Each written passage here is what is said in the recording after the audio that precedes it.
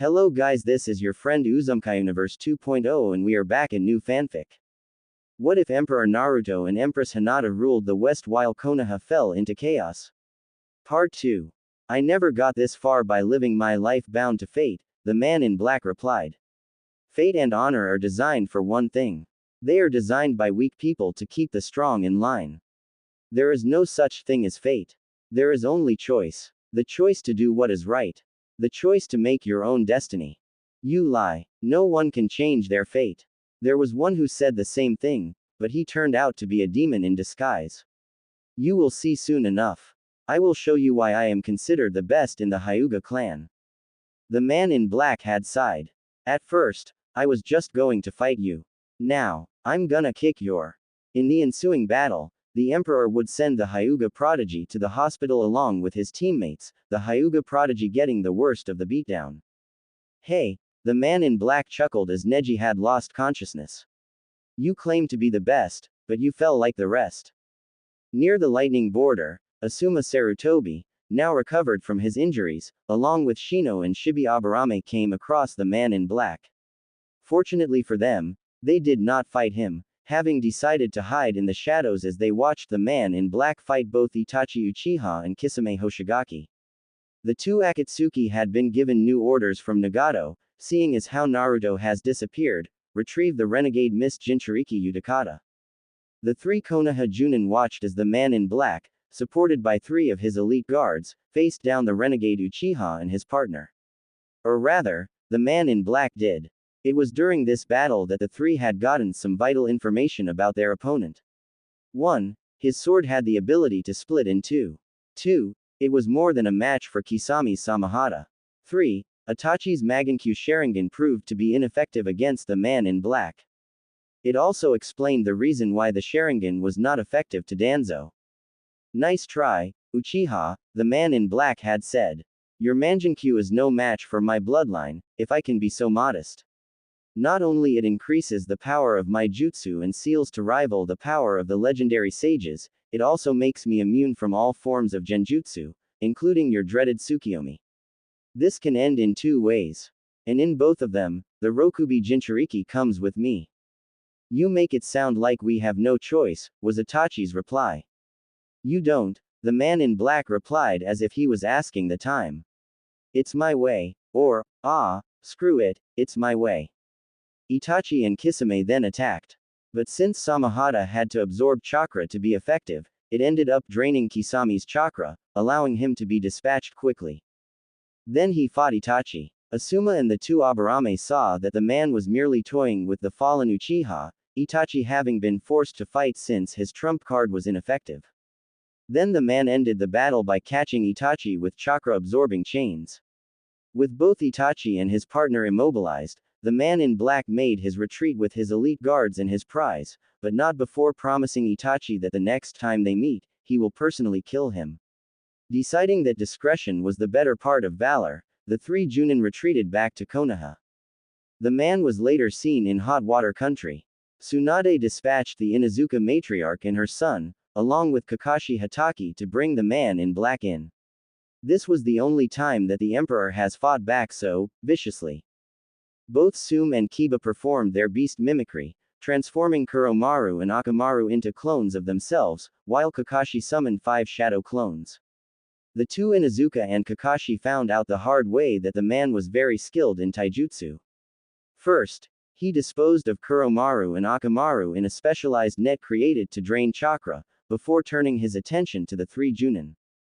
In the end, Kiba ended up with a broken nose and jaw. Sume also had a broken nose and a broken collarbone. But Kakashi had it the worst. 6 broken ribs, his jaw and nose broken, 1 ruptured eye socket, his right hand and leg broken, and the emperor's boot up his literally. The 3 ninja were found by a backup group of Anbu and had to be carried back to Konoha. Kakashi was unable to sit right for 3 weeks. With the Inuzukas and Kakashi down for the count, it was up to Anko Mitarashi, Maida Gai and Hiashi Hyuga. This time around, a 10-man squad of Anbu came along to assist. After the epic beatdown that the Inuzukas and Kakashi had endured, Tsunade wasn't leaving nothing to chance.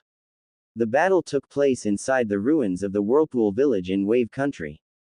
Only this time, the emperor's elite guards were with him as the emperor investigated the ruins. The first thing that the snake mistress, the taijutsu master and the Hyuga clan head found out was that the man was of noble blood, as his family was of the Whirlpool ruling family, something that Hiashi could respect. The second was that despite having superior numbers, his elite guards had literally dismantled the Anbu that were sent in. Anko, Hiashi and Guy would fall, thus adding to the mystery man's tally of defeated Konoha ninja. In desperation, the council had once again circumvented Tsunade's authority and reactivated Sasuke Uchiha to active duty. It was during the Chunin exams in Suna that Sasuke had faced off against the man in black, who was there as Gaara's guest. Despite being the Uchiha elite, Sasuke lost, but not before the man had revealed his identity to him. "I am the sovereign ruler of the unified West," he had whispered. "The Maverick Emperor, the Crimson Fury of the Empire," the man had said right before knocking him out cold. Upon returning to Konoha, the battered Uchiha gave his report to the council. Naturally, the council did not believe him. Only when a visiting Pakara merchant had verified Sasuke's testimony, did Konoha backed off. The last thing they wanted was an irate emperor declaring war over a misunderstanding. A war which could easily lead to Konoha's destruction. The one thing Sasuke found strange about the emperor was the fact that he knew exactly how the Konoha ninja fought. He outsmarted both generations of the Ino Shika Cho trio, took apart Danzo and his root Anbu, countered the Hyuga's Jiyuken, outfought both Guy and Lee, brutally took down both the Inuzuka matriarch and her son, sent Kakashi to the hospital numerous broken bones and the inability not to sit straight for several weeks, left Anko with a concussion, and was able to defeat even himself in battle. Even more amazing was that he defeated Itachi and his partner, something that even he was unable to do. After talking it over with Shikamaru and his father, all three came to the same conclusion. The emperor was highly skilled in weapons combat, as well as ninjutsu and taijutsu. His fighting style was direct, professional, and in some cases, incredibly brutal, designed to maim or even kill, and his tactical prowess was flawless, meaning that the emperor could easily be a SS-rank criminal with an order to flee on sight should he was placed inside the bingo book. But the emperor was holding back in all of his fights. It showed that the emperor was courteous enough not to kill them, but showed that he was the wrong person to cross in a fight. Unknown to Sasuke, both Shikamaru and his father had suspected that the emperor could have spies in Fire Country, which explained how he was able to defeat them so easily. Or maybe the emperor himself was connected to Konoha in some way.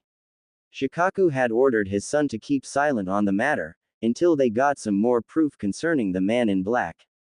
Unfortunately, the Akatsuki did not get the memo. When the Akatsuki had invaded Suna 2 years earlier, the Western Empire came to Suna's aid.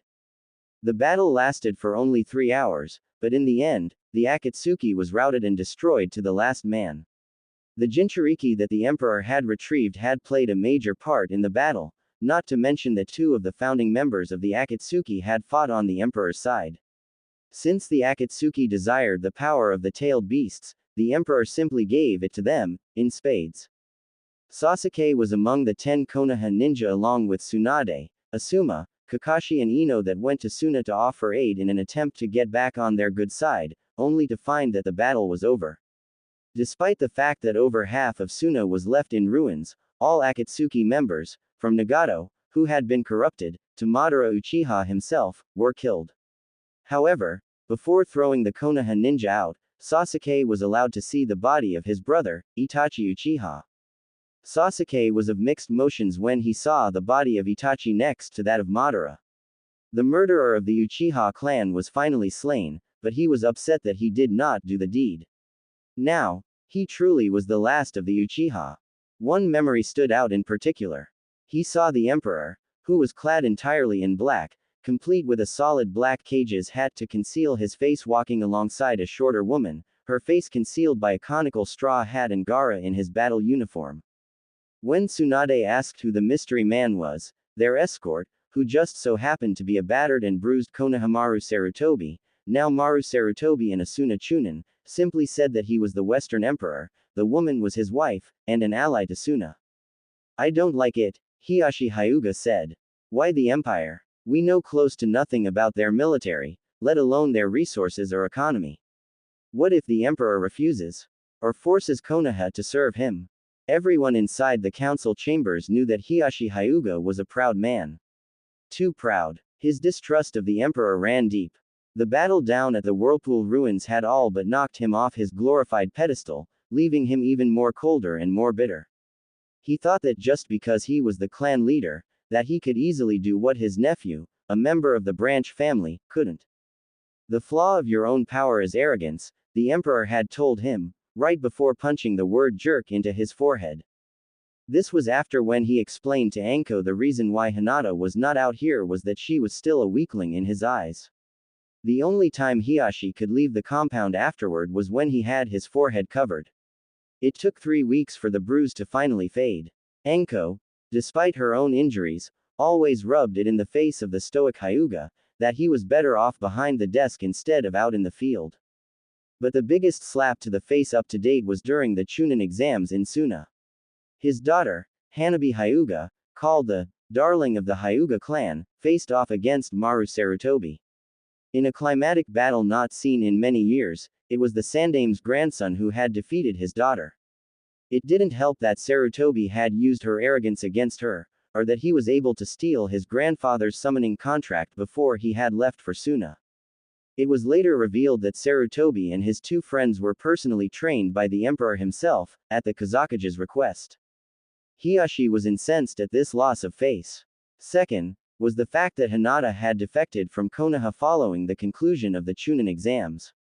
Upon returning to Konoha, he had received Hinata's Hitai-8 and a message from the courier ninja. Hinata has defected from both Konoha and the Leaf. Hanabi capitalized on this by convincing the Hyuga elders to place a bounty on her head. Hinata was also placed inside the bingo book as AA-ranked missing ninja. It would be a year later before Hinata would resurface. When she did, she was with the Empire. In Hot Water Country, Neji and Hanabi Hyuga would encounter her after she had beaten 10 of the Hyuga main branch ninja. Hiashi remembered that incident all too well.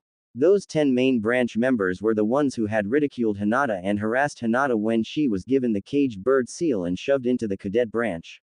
When Neji and Hanabi found them, not only did Hinata had beaten them, but she had also branded the most senior member with the caged bird seal in retaliation. Said Hyuga had chosen to commit suicide rather than to live with the disgrace. Hours later, Neji and Hanabi encountered the former heiress. Assuming that against Hinata, Neji and Hanabi had an easy win. But Hinata knew the Jiyuken style better than anyone. In fact, in her absence, Hiashi would later find out that she had purged it of all its flaws and weaknesses, and proceeded to beat down Hanabi, while unleashing the 128 palms on Neji as a measure of payback from the Chunin exams. She then had Hanabi deliver a challenge to her ex-father. Hiashi accepted. The battle had taken place in Wave Country. Hiashi was certain as Hyuga clan head, that he would win. He was wrong. His encounter with his missing daughter had left him even more bitter, and crippled. He had severely underestimated Hinata, and paid for it. The one person who he thought was worthless had all but decimated him. First, by using the 128 palms on him, then by shattering his leg. He would never be an active ninja again. The fact that it was Hinata that had did it had angered him to no end. The end result was an increase on the bounty on Hinata's head. However, the emperor retaliated by placing a bounty not on Hiashi's head, but on Hanabi. And it was 3 times as much as the bounty on Hinata's head. Fearing that even the Konoha ninja would take his remaining heir, Hiashi decided to back down and the bounties on Hinata and Hanabi were lifted. Your discord is duly noted, Hyuga, Tsunade remarked.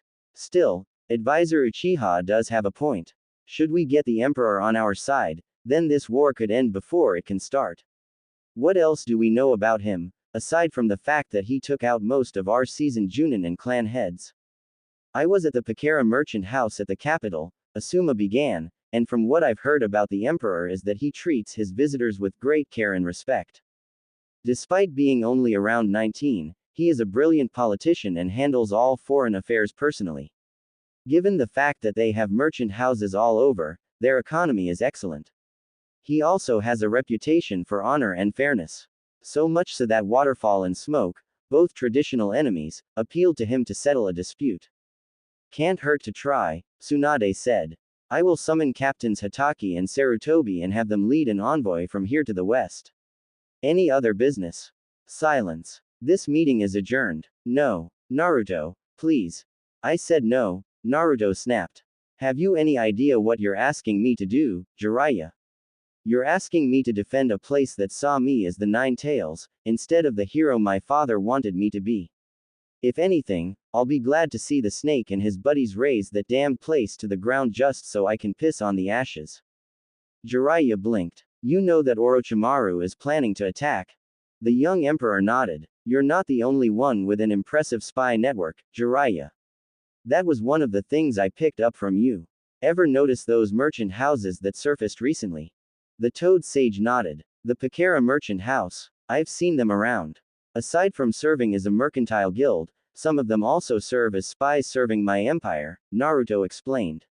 I got locations in Suna, Kumo, Iwa and even in the fire capital. The ones in Kumo and Iwa contain my spy network. Kumo overthrew A 3 years earlier. I rescued both him and B and offered them sanctuary here. Whether you like it nor not, there is another war on the horizon, Jiraiya replied. A fourth shinobi war. And if Orochimaru or Iwa find out who you are, they will come for you. I know you want to protect your people and country, kid, but you can't fight fate. Naruto scoffed. You sound a lot like Neji. He said the same thing during the Chunin exams, and down in T country. There is no such thing as fate. There is only choice. It was Kokoa's choice to banish me. It was Tsunade's choice to reveal my secret to the Konoha 11. And it was my choice to unify the lands. And you got a choice now, the Toad Sage said in a calm voice, not noticing that Hinata has slipped inside the throne room. The choice to prove that you are better than Konoha. The choice to prove that you are better than me. I know you, kid. You never let your hatred cloud your judgment, nor you never left your people in their darkest hour. He approached the throne and placed one hand on his former student's shoulder. Prove it to Konoha. Prove it to them that you are not what they say you are. Naruto brushed Jiraiya's hand off his shoulder and turned away. Jiraiya did bring up some good points, but his bad experiences in Konoha far outweighed the good. He fought in the Suna Sand invasion and was still scorned. He brought Tsunade to Konoha to be the Godime, and was shunned. To top it off, he retrieved Sasuke Uchiha and was rewarded with banishment, backed by both the civilian and shinobi councils, and betrayed by those he thought were friends. All except Hinata. What about Hinata? Are you willing to let her die? Naruto's response was simple. Why don't you ask her that yourself? She's right behind you. Jiraiya turned around and found himself face to face with a smug Empress consort. Even more surprising was that he could sense her chakra levels. Since Jiraiya was a sage, he recognized that aura as one of sage-like power. Another thing that Jiraiya noticed was that Hinata looked, well, hot. With beauty like that, men were more than willing to go to war for. Hello, Toad Sage, Hinata greeted dryly, taking note of the red handprint on his neck. You're the one from Fire Country, I take it. Wah, Hinata. How? I think I should explain, Naruto said as Hinata walked past him and took a seat on the throne. 2 years ago, Suna was hosting the Chunin exams. Gaara had asked me to train Maru, Moegi and Udon for the exams. Hinata was there along with Kiba and Sakura. Flashback. Sunagakure no Sato, Wind Country, 2 years earlier. From his position Naruto watched the confrontation near the village's gates. He recognized Team Kurenai as well as Sakura and Kakashi. The older people were acting as chaperones for the Konoha genin participating in the tournament. We might not be able to see how the genin are doing until tomorrow, Kiba had said to Hinata. How about once we get settled in, we check out the sights? Hinata was starting to get irritated. For the last time, Kiba, my answer is no. It was at that moment, Kiba exploded. The dog ninja grabbed Hinata and forcibly spun her around. Why do you still care for that demon? Kiba shouted. He was banished because he is the Kyuubi incarnate. You heard Tsunade yourself. He can't come back, and if he does, I'll kill him myself. From his hiding spot, Naruto's eye twitched. He was about ready to neuter the dog lover when Hinata quickly responded. Wham! Kiba staggered back from Hinata, the latter having smashed her palm into his, causing him to double over and lose his lunch over the deck.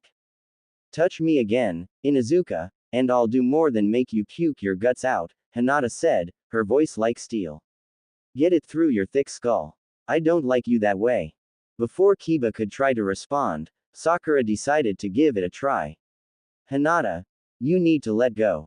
Face facts. Naruto will not, no, cannot return to Konoha, she said, placing one hand on the former heiress' shoulder. He's not welcome there anymore. Not after what he did to Sasuke. Hinata brushed Sakura's hand off her shoulder. That's rich, coming from you. He was only banished because he did his job, she replied, staring down the young medic in training. You of all people should have been trying to defend him, since he saved your life twice. But you chose to kiss the Uchihas like the fangirl that you are. You, Kiba, Ino, Neji, Shikamaru, and everyone else, all of you betrayed him. That's why he is not welcome there anymore. Excuse me. Naruto watched as Hinata stomped off in the direction of the hotel. A small smile crept across his lips. Even after all this time, Hinata had defended him. Ignoring the screaming Sakura as Kakashi and Shino held her back, Naruto made his way back to the Imperial Consulate to prepare. End flashback. It was the same time that Sasuke challenged me to combat, Naruto continued. As you probably know, I've had past encounters with the Konoha ninja following the incident with the Akatsuki attacking the fire temple. I tailed Hinata for the past couple of days, getting her schedule down. Wasn't easy, but I managed to use one of my courier ninja to summon her to the Imperial Consulate. Flashback. Imperial Consulate, Sunagakaure branch. Hinata showed the scroll containing the Imperial insignia, a fox head with a swirling whirlpool in the background, to the guards at the front gate, and they allowed her to pass without incident.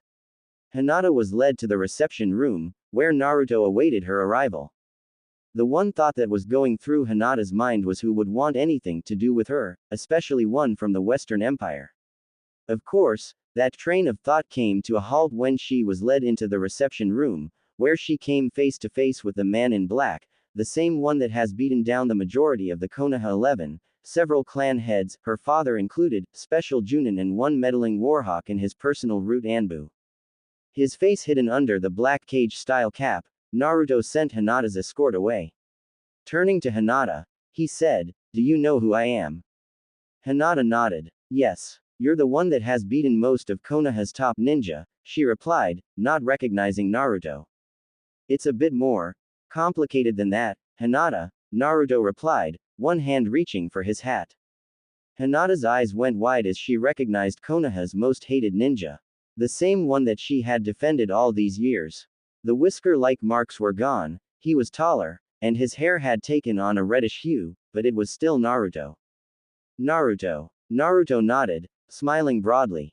"Yeah, it's me, Hinata." Hinata's reaction was instant. She lunged at Naruto and ensnared him in a bear hug, not wanting to let him go. She had nearly given up hope that he was still alive. But here he was, alive and in the employ of the Western Empire. Naruto returned the hug, his chin on the top of Hinata's head. "It's okay, Hinata. It's okay." After prying Hinata away from him, the former genin turned emperor and the former heiress took a seat on the couch. "Hinata, I owe you an apology," Naruto began. "Had I known that you felt the way you did about me back in Konoha, I would have spent more time with you rather than chasing after Sakura." "You were young then," Hinata pointed out. "I'm still young," Naruto pointed out. He then noticed something. Narrowing his eyes, he reached for Hinata.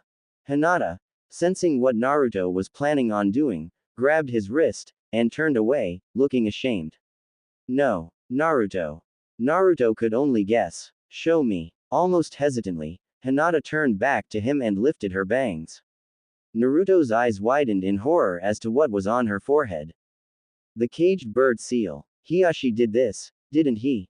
Naruto's voice was as cold as ice. Hinata nodded, the tears flowing freely.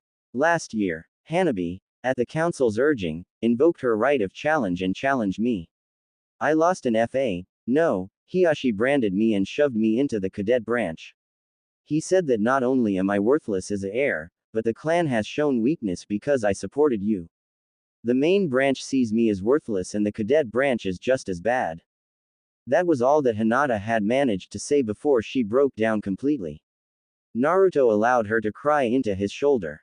He held her until she finally calmed down.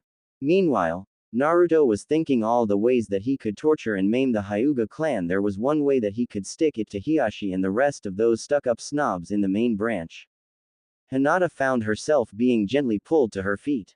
Once Naruto had smoothed her hair back, exposing the seal, he brought his hands together, as if he was praying. Naruto. Shish. Stand still and trust me, okay? Hinata nodded and closed her eyes. Naruto focused in on the seal on Hinata's forehead. Then he went through hand seals. Slowly at first, but then they began to pick up speed. Naruto then pressed his index and middle finger at the center of the seal. Release, he said. Hinata felt a slight heat on her forehead, a stark contrast as to the bone-wrenching pain she had to endure when she was branded the first place. Then, the sensation was gone. You can open your eyes now, Naruto said as he retrieved one of Hinata's kunai from her pouch and raised it to her face. There, Hinata could see that there was no seal on her forehead. It was no henge either.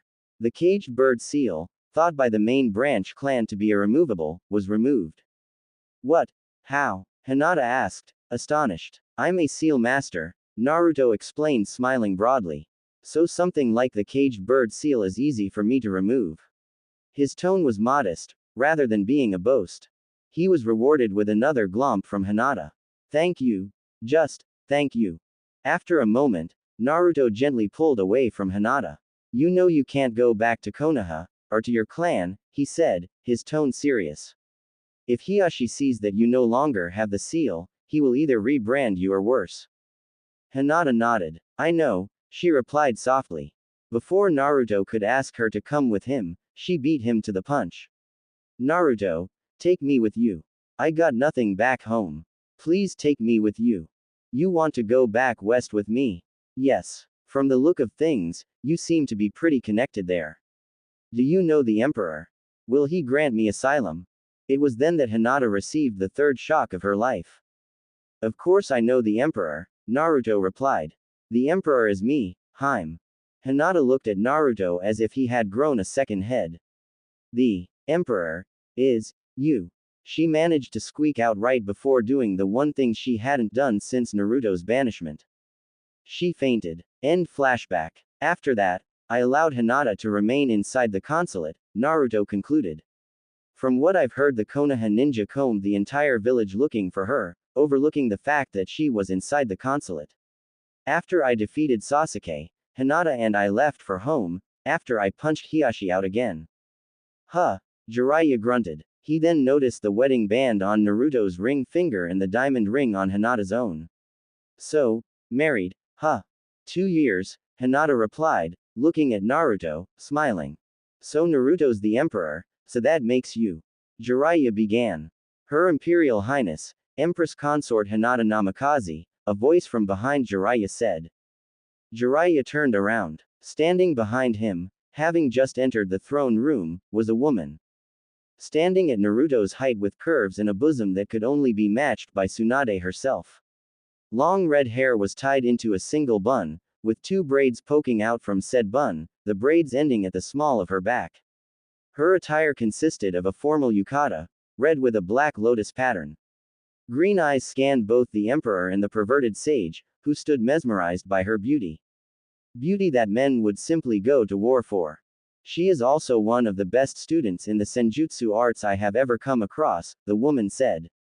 Senjutsu. Hinata's a sage, Jiraiya said. 3rd Fox Sage, the woman replied. Turning to Naruto, she addressed him. I've heard from that someone from Fire County showed up. Never thought it would be the perv. I thought neither you nor Hinata would want anything to do with them again.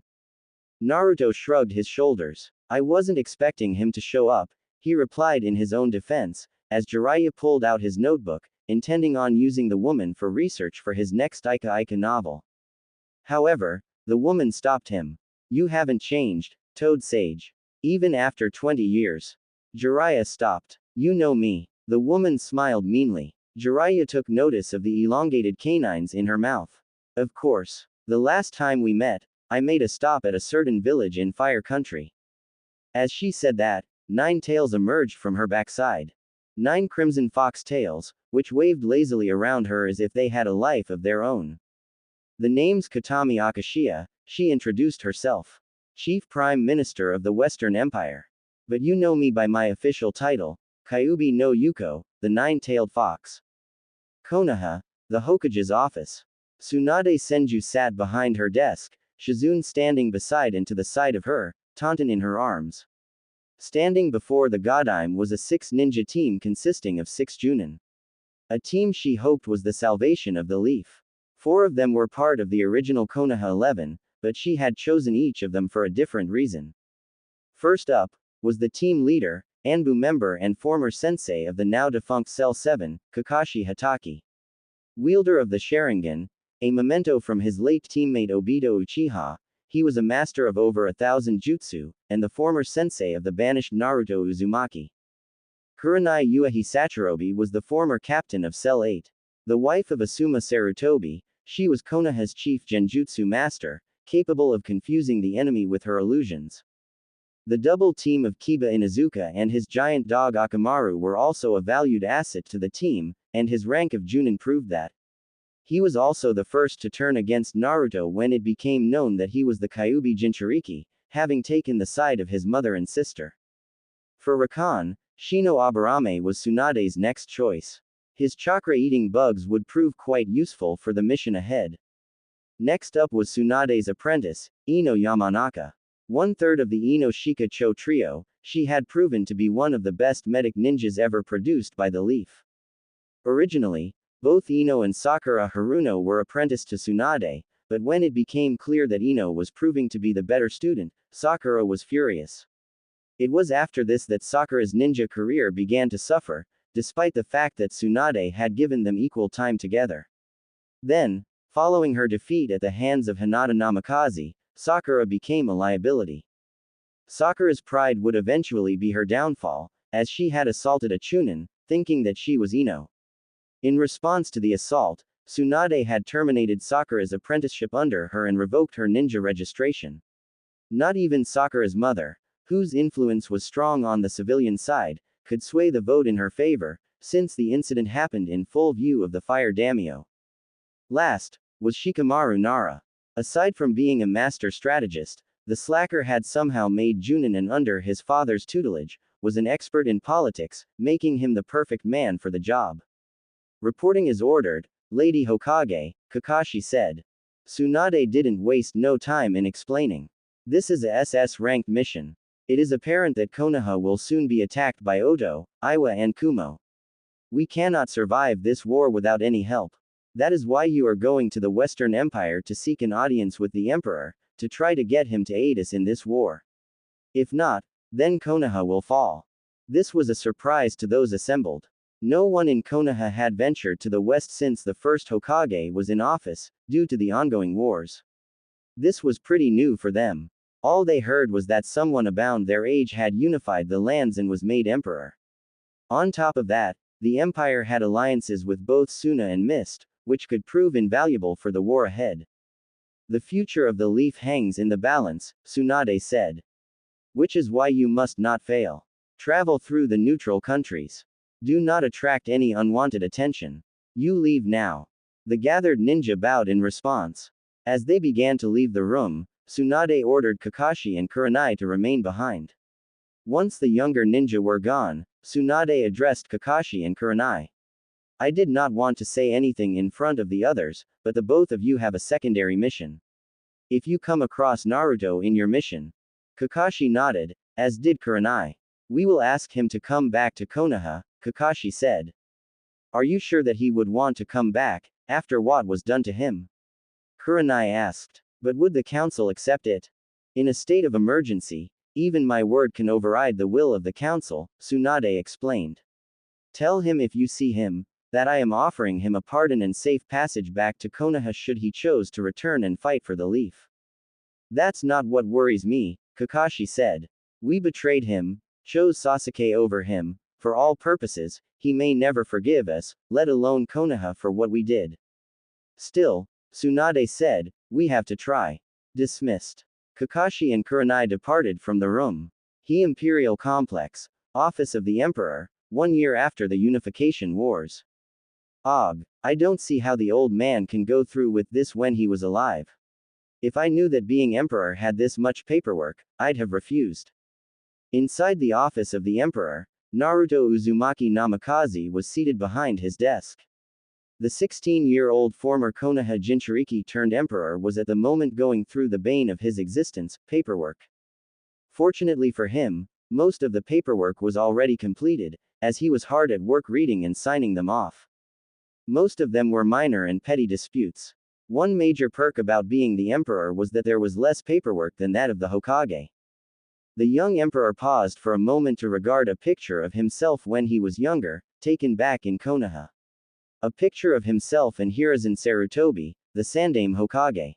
The picture was taken shortly before the Chunin exams, Naruto wearing the cage hat and grinning like a maniac while the professor smiled, pipe in his mouth. Next to that picture was a photo of his parents, Minato and Kushin Anamiaxi. Old man, you would be proud, Naruto thought, smiling fondly at the memory. I may not be Hokage, but the people look up to me, respect me as a leader. He then turned to the photo of his parents. I hope you two are proud of me. I promised to make good to honor your memories. And I've kept that promise.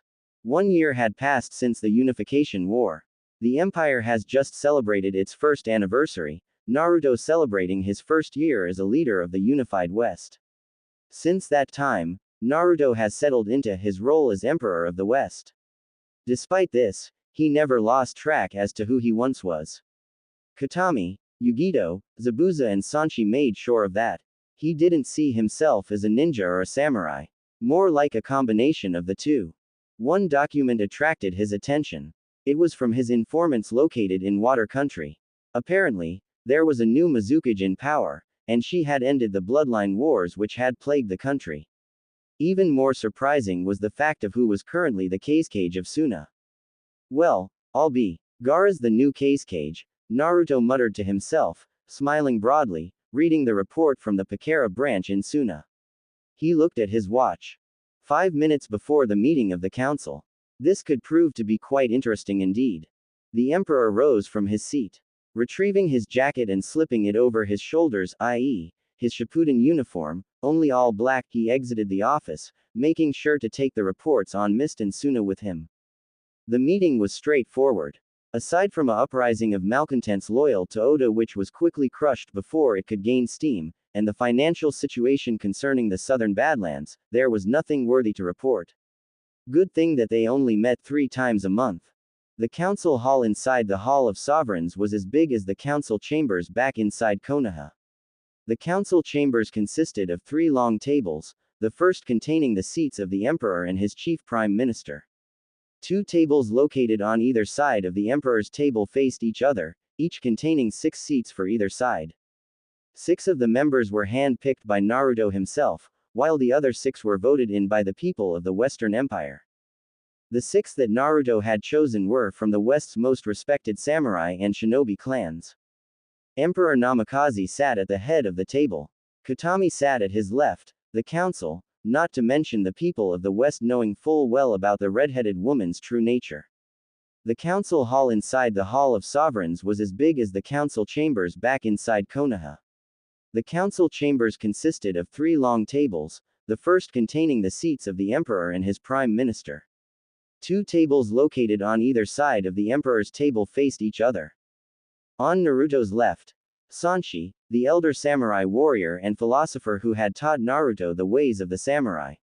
In his youth, as Naruto had found out, he had fought Hiruzen Satutobi to a draw and had respected Naruto's father figure a great deal, and grieved silently when Naruto had told him about his unfortunate passing. During the Unification War, he had invited Naruto to his village and Naruto became so impressed with the old man, that he asked to be trained in the ways of the samurai.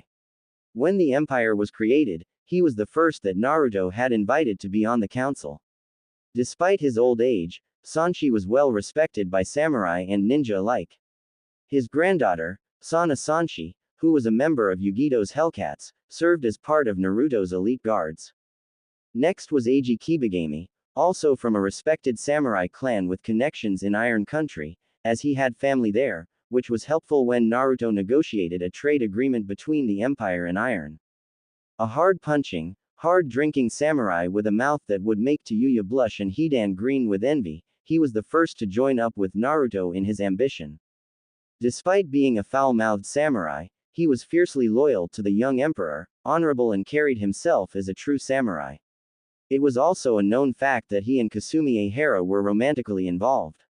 His pet wolf, Bijumaru, was at his side. Like Sanshi, Eiji had a member of his family as part of the elite guard. His nephew Hideo Kibagami served proudly.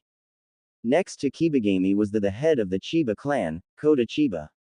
The Chiba clan was a line of ninja who practiced a deadlier style of taijutsu that would put even Rock Lee and Maida Guy to shame, the taijutsu used originally as an assassination technique.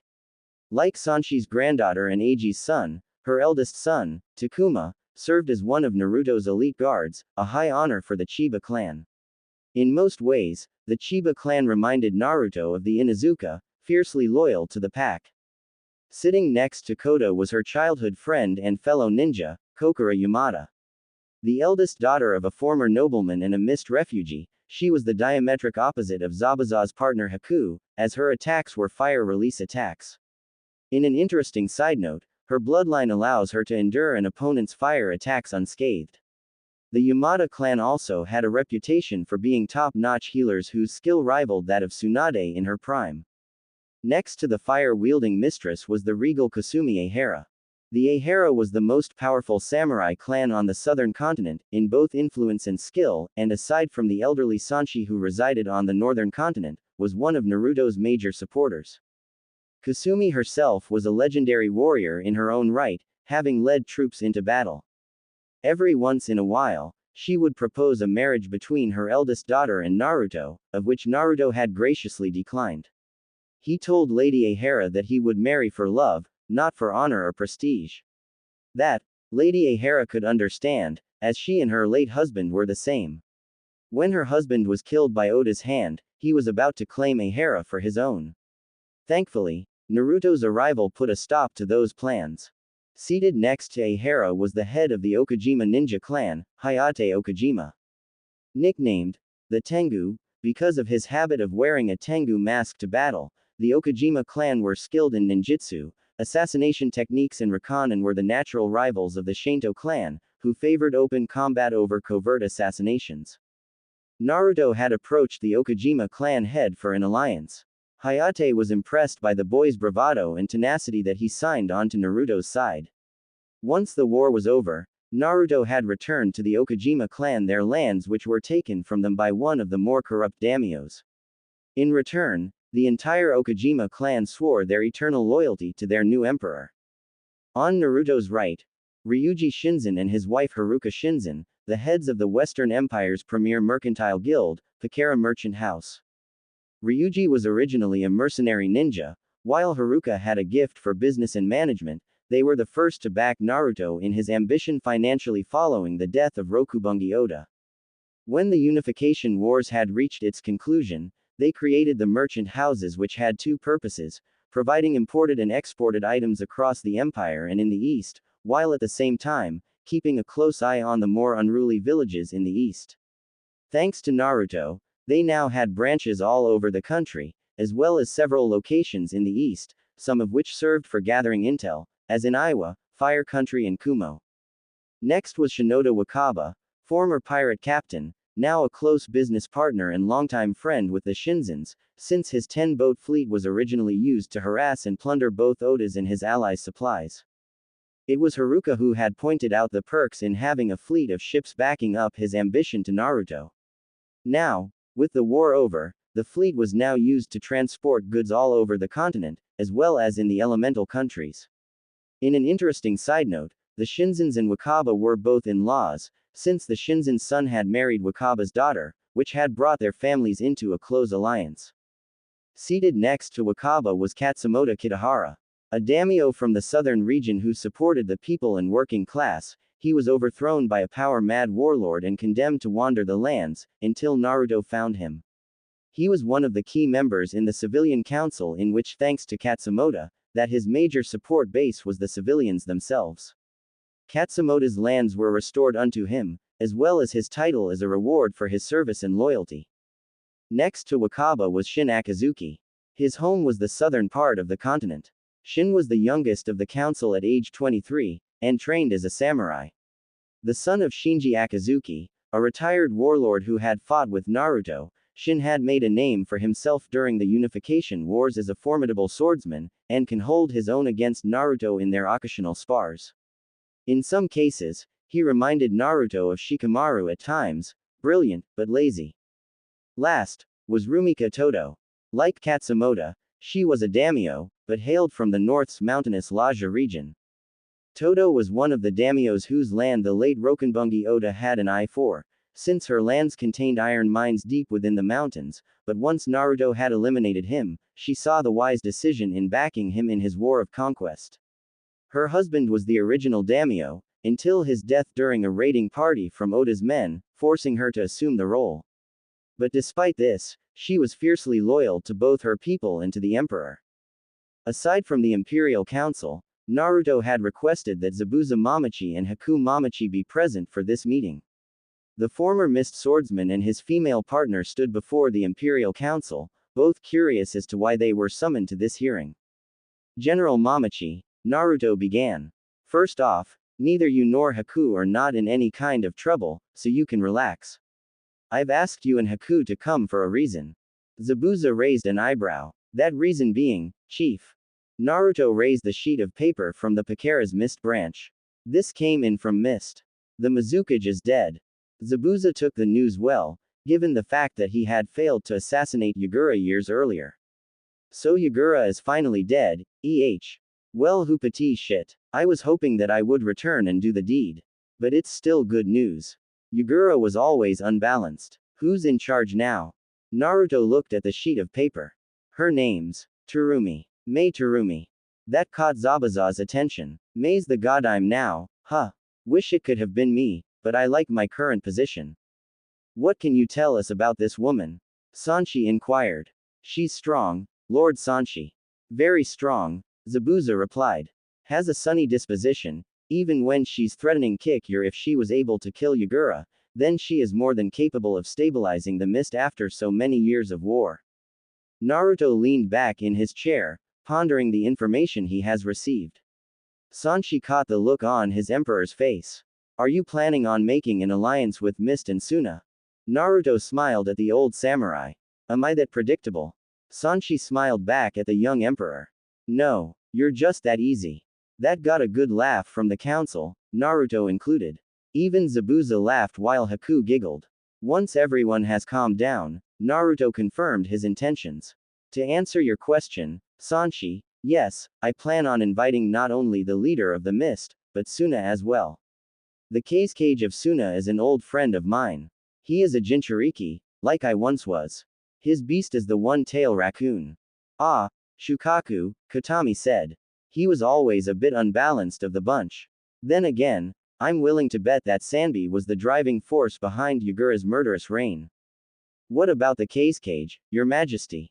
Lady Ahara asked. Aside that he is the Jinchuriki to the two tails, what else can you tell about him? Naruto went into detail about how he and Gaara met during the Chunin exams back in Konoha, all the way up to the point of the ill-fated retrieval mission of Sasuke Uchiha. Afterward, he put it to a vote. All in favor of inviting the Godime Mizukage and the Godime Kazekage to the imperial capital for terms. Naruto intoned. The vote was unanimous. The council voted yes. Naruto smiled. Motion passed. This meeting is adjourned. Sunagakure no Sato, Wind Country, several days later. Lord Kazekage, there is an envoy here to see you. Gaara looked up from his paperwork. Are they from Konoha? He asked the Suna Junin that stood before him, obviously annoyed. Baki, Tamari and Kankuro both held curious looks as well. If they were from Konoha, then they would be escorted back to the country's borders. No, sir, the Suna Junin replied. They are from the Western Empire, by way of the Pakara merchant house. The Empire. That was a pretty hot topic in the elemental countries. No sane ninja had ever ventured there, Yet someone around his age was able to conquer the northern and southern continents of the war-torn West and brought about peace, having been declared emperor. The other cages knew about him, yet no one knew his name. And now, the emperor of the West was reaching out to him. The door opened and a courier ninja stepped inside. Bowing to the cage, he produced a scroll with the imperial seal, a fox's head in front of a swirling whirlpool. Lord Cage, may you have a long and prosperous reign. I bring word from my lord, his imperial majesty of the unified West. Tamari took the scroll and handed it to her brother, the courier ninja bowing to the trio before turning on his heel and leaving. The Suna Jinchuriki's curiosity was piqued when he saw the insignia. He broke the seal and unrolled the scroll. There was no invite, but a note, brief and to the point. Gaara, come to the west. There will be a boat at the port in Wind Country in 3 days. Upon reading this message, I'll be waiting. The note was not signed, but rather had a crudely drawn picture of a certain blonde knucklehead flashing a peace sign. Gaara closed the scroll. Turning to his former sensei, he said, Baki, you're in charge until I come back. What it is? What's wrong? Baki asked. The emperor has invited me to come to the west, Gaara replied calmly. Tamari, Kankuro, you two are coming with me. One more thing. Bring Cell 3. Sarutobi and his 2 friends. Baki asked. Why them? I have a feeling that the emperor is someone we know very well, Gaara replied.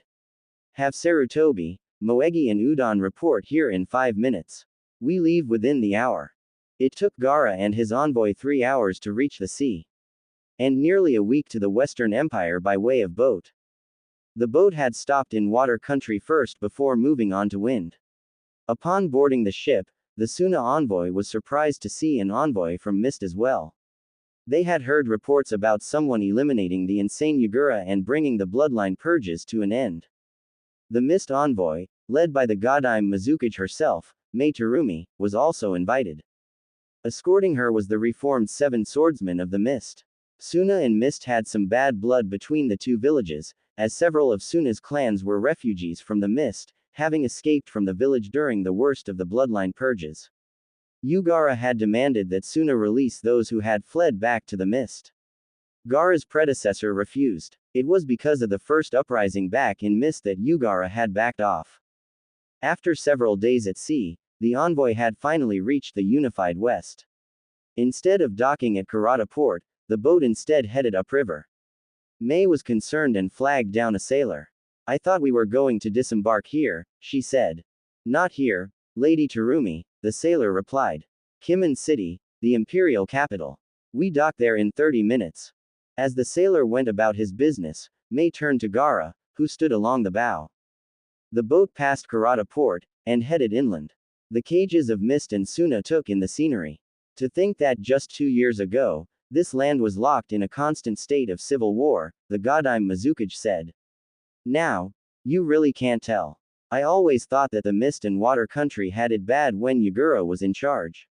But the stories I've heard about the West while I was a Junin about the West, whoever the emperor is, he has done something that is nothing but miraculous. Gaara agreed. The 2 cages stood in silence as the boat made its way upriver. Within minutes, the imperial capital soon came into view. Mei and Gaara took notice of the imperial complex, the home of the emperor, rose above the city. From a distance, the home of the emperor and seat of the imperial West was imposing, reminding Gaara of the Cage Tower back in Suna. The sun had set and night was about to fall. Gaara felt a kind of anticipation that he has not felt since the Chunin exams, back when Suna and Odo had invaded Konoha. Only difference was that he had the feeling that he was going to see an old friend. At the port, Zabuza Mamachi and Yugito Ni watched as the boat slowed to a stop, then was secured by the dock workers on the ground and the sailors on board. The emperor had assigned them to act as escorts to the imperial complex. Who better to escort the cages of Mist and Sand than a ex-Kumo Kunoichi, Jinchuriki and a former Mist swordsman? The 2 generals who fought alongside Naruto were dressed in their respective uniforms. Yugito in her old Kumo uniform and the khaki Junin flak vest, a signature trademark of the Hellcats, the all-female fighting force which she founded, and for Zabuza, his favorite camo fatigues from his days as a missing ninja. Like Yugito, He also wore a Junin flak vest, only his was dark blue, the trademark of his own Black Ops unit, the Demon Squad, of which he founded alongside Haku. His oversized sword was slung over his shoulder. The gangplank was lowered, and the two cages and their envoys started to disembark from the boat. Almost immediately, Yugito's senses went haywire. Kitten, the two tails hissed. He's a Jinchuriki. I know. Naruto told me, Yugito replied. It's Shukaku. Nibi was surprised. Shukaku. That oversized rodent. He managed to get himself sealed. Looks that way, Yugito replied. Keep it down. The monster cat went silent as the two cages and their respective envoys approached the pair. Almost immediately, the 7 mist swordsmen went for their swords, but Mei ordered them to stay their hand. Do not attack him, Mei ordered. But, he is still a missing nin. One of the swordsmen objected. Granted that he tried to kill Yagura, but still a missing nin. And he is in the employ of the Emperor, Mei pointed out. I will not see the mist wiped out because you tried to kill a ninja who answered to the Emperor. Once that situation was diffused, Mei turned to Zabuza. Zabuza Mamachi. Demon of the mist. I thought you were dead.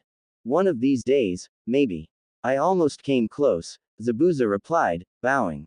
Lady Mizukage, welcome to the capital. He introduced Yugito. General Yugito Ni, commander of the Hellcats.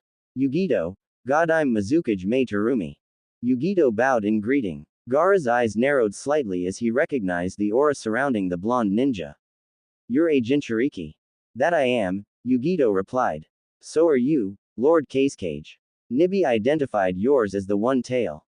Nibi, the two-tailed monster cat, Gaara confirmed. So what's a kunoichi from Kumo doing here in the west? Tamari asked, ready just in case that Yugito attacked. I no longer serve the cloud, Yugito replied. I was betrayed by the Kumo High Council without the knowledge of A and B. The council sold me out to the Akatsuki.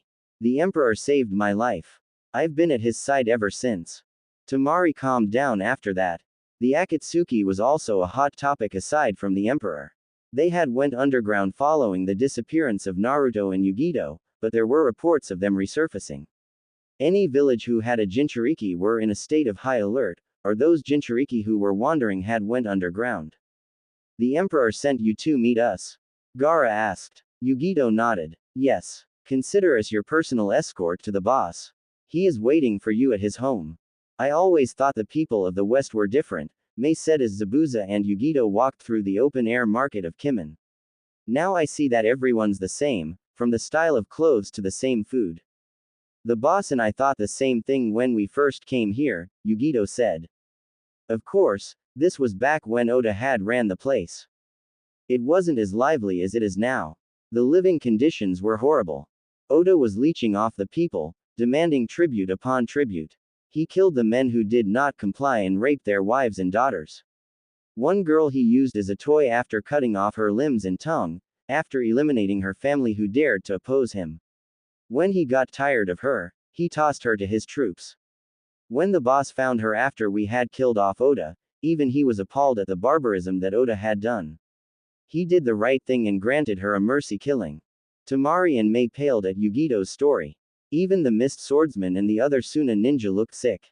The boss spent 3 months consolidating his power base here, Yugito continued.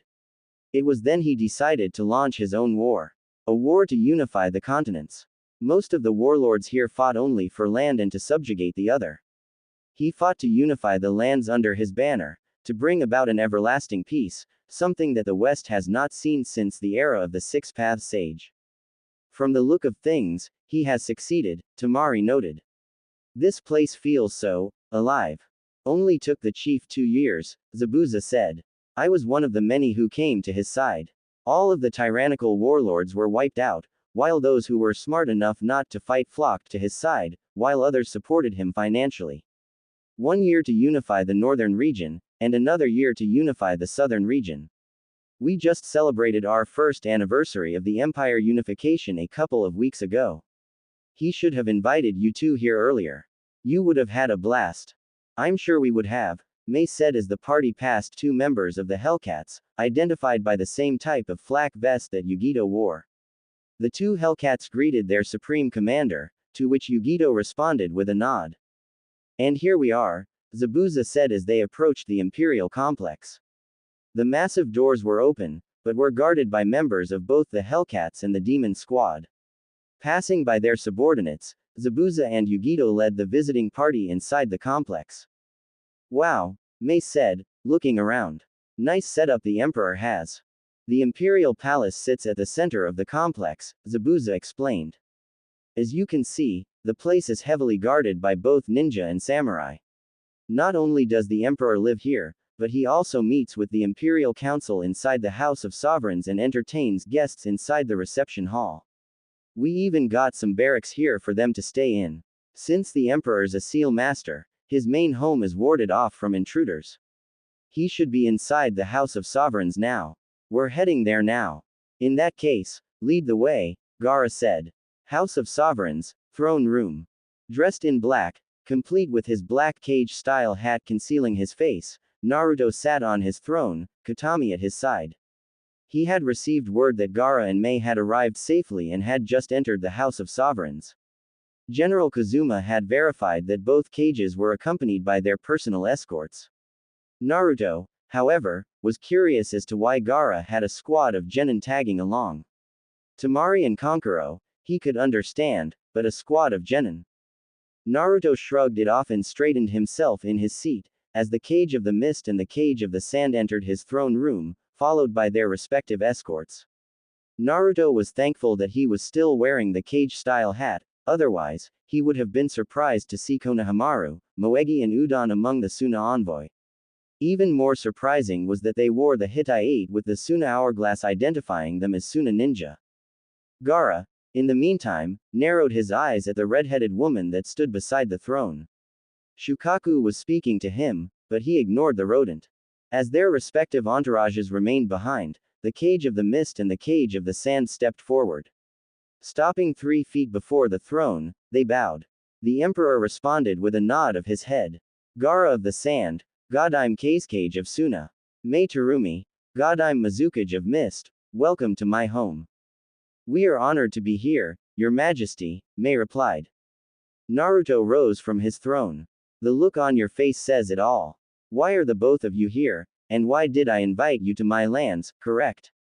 He inquired as he stepped down to face the 2 cages. In that case, prepare to be enlightened. The young emperor reached up and removed his hat, tossing it to a valet that was standing nearby. Gaara had his suspicions when he was delivered the invite, but despite the missing whisker-like marks and his hair taking on a reddish tint, this had all but confirmed it. Temari and Kankuro were at a loss for words, since they were facing the last person they would expect to be Emperor of the Unified West. Boss. Oof. Naruto grunted as he was tackled to the floor by Konohamaru, Moegi and Udon. The guards inside the throne room couldn't help but to chuckle at their emperor's antics. Despite being the most powerful person on the continent, he was still a teenager. Even the Mist Swordsman had a laugh. Katami cracked a smile at the sight of Naruto being dog-piled by the 3 junior ninja. Knock it off, you 3, Gaara ordered. Give him some breathing room. Once Naruto managed to pry himself from Konohamaru, Moegi and Udon, he straightened himself off and faced the 2 cages. He greeted Mei first. Lady Kazakage. Welcome to Kimen. Zabazaz told me quite a bit about you. He did, didn't he? Mei replied. Good things I hope. Anything bad would ruin my reputation. Although I am curious as to how you know the Demon of the Mist. We met 4 years ago, back when I was a genin, Naruto explained. He then gave both cages a quick summary of the mission to Wave Country and of his run-in with Zabuza and Haku. I later found out that both were alive. Turns out the Zabuza and Haku my team and I fought were nothing but advanced blood clones. Zabuza had taken off when the Mist Hunter ninja arrived sooner than expected. He was one of many that helped me unify the West. Mei turned to Zabuza. I am honestly impressed, Mamachi. Of course, you will give me the whole story later on, she said, smiling sweetly, yet her tone showed that there was no room for argument. Zabuza gulped. Of course, Lady Mizukage. In the meantime, Naruto had turned to Gaara. The 2 leaders shook hands. Gaara, congratulations on your promotion to Cage. Gaara smiled. And you, Uzumaki. It's clear that you have once again outdid me. I never thought it would be you who would unify the West. Congratulations to you on accomplishing such a feat. The people here are not unlike those back in the East. They never knew peace, Naruto explained. Not since the era of the Six Paths Sage. At least back east we had some sort of peace and order. He gestured to the three genin. How'd you end up with those three? It was after you were banished that the Suna Council sent an envoy to Konoha, Gaara explained. Temari was with them. When the Konoha Council explained why you were banished, we terminated our alliance with the Leaf. Sarutobi and his two friends had caught up with Temari and asked to come with her. They knew about your burden as the Jinchuriki and when the banishment order came down, decided to desert the village in favor of Suna. How did Asuma take the news? Naruto asked. He tried to stop us from leaving, pleaded with me to stay, the young Sarutobi said. Said that families should stick together. But we couldn't stay. Not after how the council treated you after you brought back that traitor. I haven't spoken with him since that day. Naruto tapped the Hittite that his former protege wore. So you're a genin of Suna now. Congratulations. I always had faith in you, Konohamaru. In all of you. It's Maru now, Maru corrected. I changed my name when I arrived in Suna, boss. That was the last thing that connected me to that village. Whenever people called me by Konohamaru, it reminded me of you and of your sacrifice. It brought back so many bad memories. Maru, show some respect, Temari scolded. Naruto waved her off. It's okay, Temari. Maru's been calling me boss ever since Konoha. It's his way of showing respect towards me. In any case, it's good to see you again, Naruto, the Wind Mistress said as she hugged the younger man. You're grown too. Last time I've seen you, you were nothing but a sprat. It was indeed true. Naruto barely stood over 5 feet back in Konoha. Now, he was clearly a foot taller. 4 years of hard training and fighting tends to work wonders. He turned to Kankuro. Still into your puppets, I see. Improved any? Kankuro grinned. You can be more than happy to find out, kid. He shook Naruto's hand. Good to see you're still alive. Can't die just yet. The people need me. He then introduced Katami. My chief prime minister, Lady Katami Akashiya. Katami bowed in greeting. As she did so, Shukaku recognized her aura immediately. She is the Nine Tails. Shukaku screamed in Gaara's mind. She is the Kyuubi in human form. Katami saw the look on Gaara's face and could only guess as to what the one tail was saying to its container. So Shukaku figured it out, huh? She asked, smiling meanly. How is the rodent? Hey, I resent that, Shukaku shouted. Shut up, Shukaku, you're giving me a headache, Gaara muttered. To Katami, he said, is it true? You're the Nine Tails. That I am, Katami confirmed. Temari and Kankuro blinked. They looked at the female redhead, who was looking on with a smug look. This was the same nine-tailed fox that they seen during the Suna-Oto invasion. Maru, Moegi and Udon already knew about Naruto's secret, but was surprised to find out that the Nine Tails was a woman. Are you sure, Gaara? Kankuro asked. She can't be the most powerful of the Biju. That was when Temari tapped him on the shoulder, before pointing at the Empire's prime minister. When Kankuro looked in her direction, he first felt the wave of killer intent directed at him. Then his jaw hit the ground, as did everyone else's save for Gaara and the Neo-Maru Corps. You were saying, Kankuro? Katami asked sweetly as her nine tails snaked around her eyes glowing an inhuman red, the pupils slitted. The puppet master waved his hands in a placating manner. Okay, I'm convinced. Please don't kill me. Well, since you said please, Katami replied as the tails vanished, her eyes reverting to normal. Show off, Shukaku muttered. It's true that Katami is the strongest of the tailed beasts, but they are not demons as most people would think, Naruto explained. We Biju are more connected to nature, Katami seconded. But after we were separated from the 10-tailed beast, some pompous little pedant had the brilliant idea to turn the tailed beasts into weapons by sealing them inside humans, creating the Jinchuriki. As to how Katami is free, I studied the seal and reversed engineered it. I freed her with all 9 tails of power. That much is true, Shukaku confirmed it. One thing about us Biju is that we are incapable of lying. Okay, enough talk, Naruto said. You must be hungry and tired from your trip. Consider yourselves guests in my home. He summoned a valet who was standing nearby. Take them to the guest quarters. See to their comfort. Yes, Your Majesty, the valet said. Later on following dinner, Naruto entertained his guests with past war stories. May, on the other hand, had hauled Zabuza off to raid the Imperial Palace's sake stash. It would be late night when a shit-faced Mizukage and a equally sloshed commander of the demon unit staggered into the Imperial Palace's guest room. Zabuza did a face plant into the couch, while May staggered to her guest room.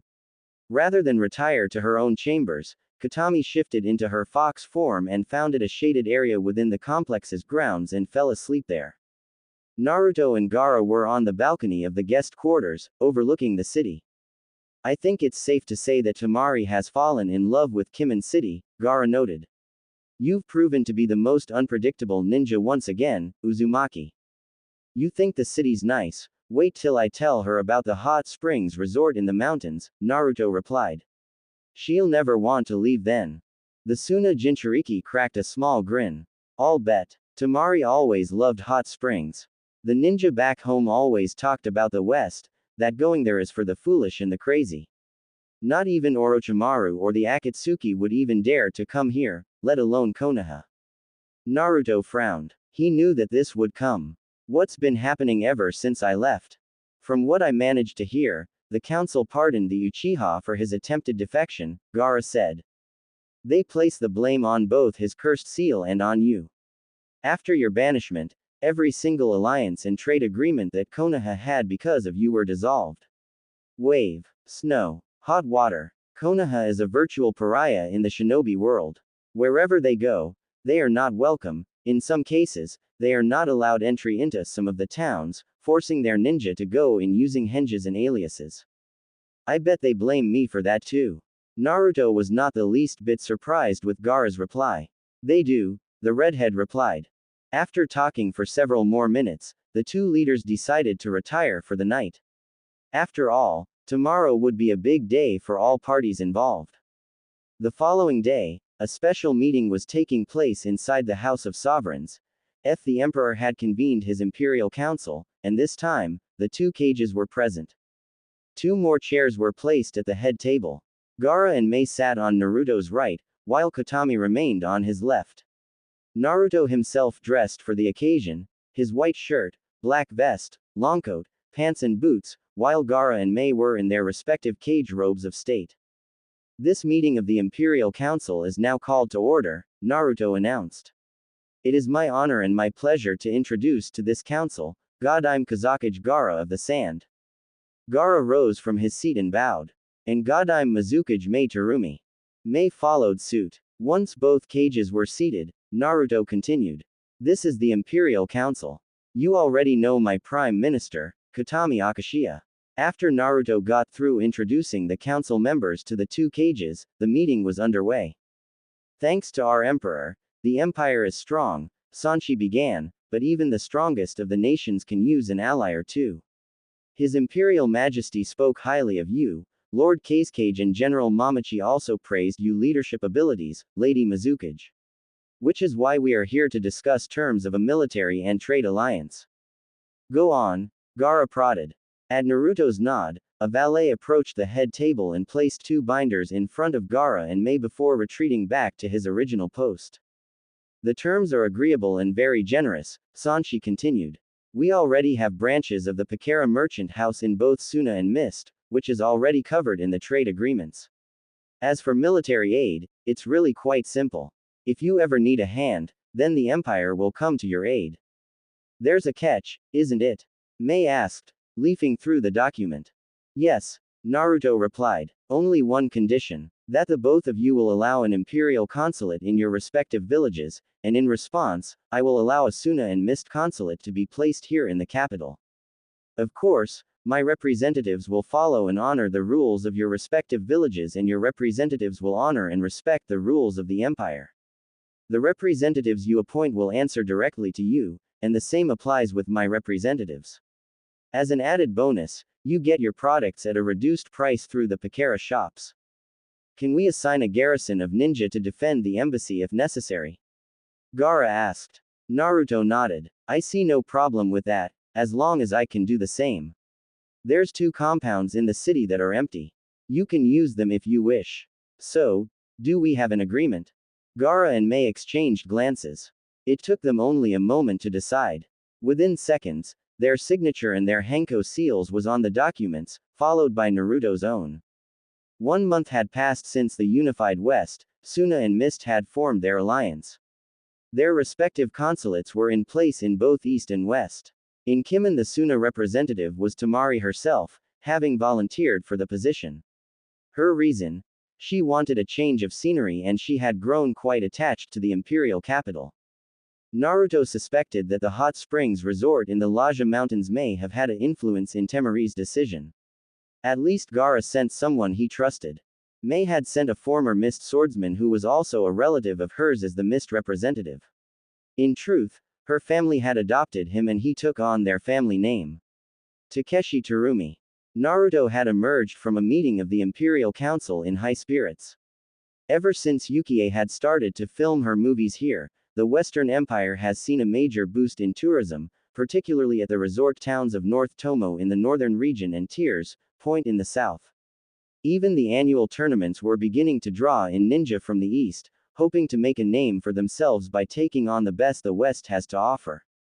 They all failed miserably. The main reason for Naruto's good mood was that he had no paperwork to do. Actually, he did, but he left that to the shadow clones, allowing him to meditate and train. He was a hands-on type of emperor, but even he needed a break from the paperwork. Upon exiting the House of Sovereigns, Naruto was met by a Suna Junin, one of many who was part of the Suna garrison assigned to the Suna consulate. He was accompanied by Maru, Moegi and Udon. Lord Emperor, the Suna ninja greeted, taking a knee. Hey, boss, the 3 genin greeted, bowing to the older teenager. Maru, what are you 3 doing here? I thought you were in Suna, Naruto said. Ordering the Junin to rise, he asked, what is it? The Suna ninja produced 2 scrolls with the Suna seal. From Lord K's cage, he said before vanishing in a poof of smoke. Naruto looked at the scroll for a moment, before breaking the seal and opening it. It was a note, from Gaara to him. Lord Namikaze, if you are reading this, then Sarutobi and his friends have arrived safe and sound. The Chunin exams are 6 months away and their Junin sensei was injured in a minor skirmish with ninja from the cloud. I have no other Junin to spare at the time, which is why I have sent them to you. Sarutobi and his friends look up to you and respect you a great deal, as I have seen back during the Chunin exams in Konoha.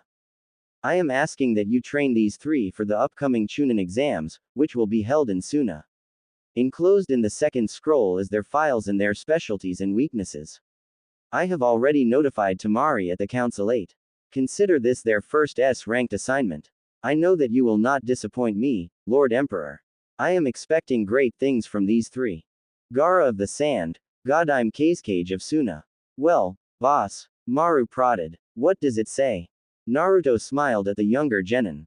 You 3 are as of this moment, on your first official S-class mission. Really? Awesome, came the reply from the trio. Your mission is a 6-month assignment from the Kazekage himself, Naruto continued. He has left the 3 here in order to train for the upcoming Chunin exams. As the 3 genin cheered, Naruto flagged down a passing valet. These 3 are considered guests in my home. Show them the guest quarters and get them settled in. The valet bowed. Yes, Your Majesty. Naruto turned to the 3 genin. Follow her inside. She will get you settled in. Maru and his teammates nodded eagerly and followed the valet towards the imperial palace. The emperor turned on his heel and entered the hall. As he headed for his office, he undid the second scroll and began to read it. Maru's specialty is ninjutsu, just like old man Sachirobi. Moegi knows the basics of medical ninjutsu, and Udon shows promise in hand-to-hand combat, Naruto thought as he continued to read. They're a bunch of misfits, but they show promise. Kinda reminds me of myself when I was younger. This can be interesting. Rounding the corridor, he saw Sanshi chatting with Hayate Okajima, Kokura Yamada and Kota Chiba. Before they could say anything, Naruto had beaten them to the point. You 4, my office. Curious as to what their emperor would want, they followed him inside. 10 minutes later, Maru Sarutobi, Moegi and Udon stood before the emperor, the boy that they had long since admired since their days back in Konoha. And he was not alone. Standing alongside Naruto were 4 people that they recognized from their last visit. Naruto had explained the request from Gaara in regards to the 3 kids standing before them, and had requested that they assist in their training. Not one to back down from a challenge, Sanshi and the 3 council members agreed. Gaara's entrusted you 3 to my care, to train you for the Chunin exams, Naruto intoned, his face serious. But I cannot do this alone, which is why I enlisted the help of these 4 upstanding warriors. I fought with them during the Unification Wars, and I trust them with my life. Mondays, I will teach you taijutsu, as well as chakra control and endurance training. Tuesdays, Sanshi will train you 3 in basic weapons combat and tactics. Wednesdays and Thursdays, I got something special planned. Maru, you will learn ninjutsu from Okajima. At that, the Tengu bowed. Moegi, as you are studying to be a medic ninja, you will spend time with Yamada. Koda bowed as well. And Udon, you will receive intermediate and advanced taijutsu training from the Chiba clan, mostly from Takuma. The Chiba clan head followed suit. Sanshi sized the 3 Suna genin up. So, this is your little pet project. Train these 3 into battle-ready ninja. You got your work cut out for you, chief. Maru puffed at that insult. Hey, I'm gonna be a great ninja. Like the boss and my grandpa. Sanshi looked at Maru. And who are you? Maru Sarutobi. Sanshi recognized the name immediately. Sarutobi. Your grandfather was Hiruzen Sarutobi. You knew him. Knew him. I fought him when I was younger, Sanshi replied. The chief admired him a great deal. As did I. Good man, good ninja. Although it's a bit late, the chiefs told me about his passing. You do have my sympathies. They're a group of misfits, but they got heart and guts, Naruto added. That goes a long way. I see in them plenty of potential. Potential to even surpass me. They got spirit, too, Okajima added. I'll send in one of my best ninja to assist in the training. You have the full support of the Okajima clan in this, chief. Naruto turned to the 3 Suna genin. I will warn you in advance. These 4 are not to be taken lightly, as am I. We will push you to the extent of your abilities. We will be hard, but we will also be fair. I will not make the same mistakes as Hatake did with myself, the emo and the banshee. You will receive equal training. And I will be in contact with Tamari, who will be passing on your progress reports to Gaara. By the time the Chunin exams come around, you 3 will be the talk of the town. Do I make myself clear?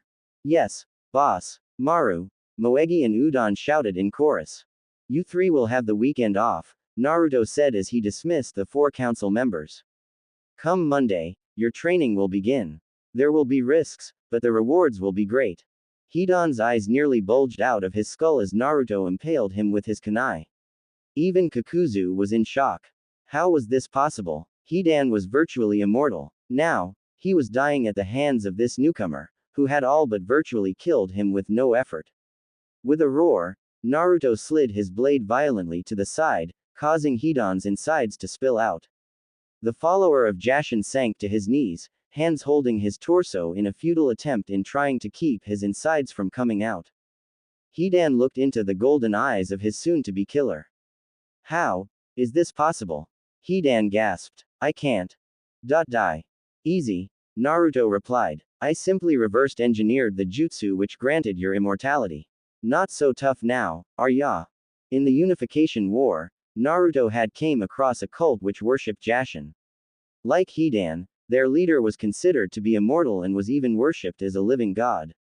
However, during a raid into one of their strongholds, Naruto found the scrolls detailing not only the jutsu used to make someone immortal, but also the workings of the Jashin ritual and curse jutsu. With that knowledge, Naruto was able to reverse engineer the mechanisms of the immortality jutsu. Afterward, the cult was slaughtered to the man. The leader of the Jashin cult was the last to die at Naruto's hands. You think you're the only Jashin follower I killed? Naruto taunted as he drew his sword. How else was I able to reverse the immortality jutsu? As Kakuzu watched helplessly, Naruto raised his sword. This is for Chiraku. So lie down and die, the emperor said as he brought the blade down. Asuma watched as the man in black sliced through Hidan's neck, before flinging the blood off his blade and sheathing his katana. Upon hearing the audible click, a thin red line appeared around Hidan's throat. Then his head slid forward, falling to the ground and rolling to a stop at his savior's feet.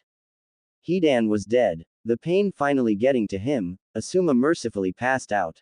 Seeing that Asuma was out of the picture for the moment, Naruto turned to the bound Kakuzu. The bound ninja tried to break free of the chakra chains that bound him, but realized that they were draining his chakra at a rapid pace.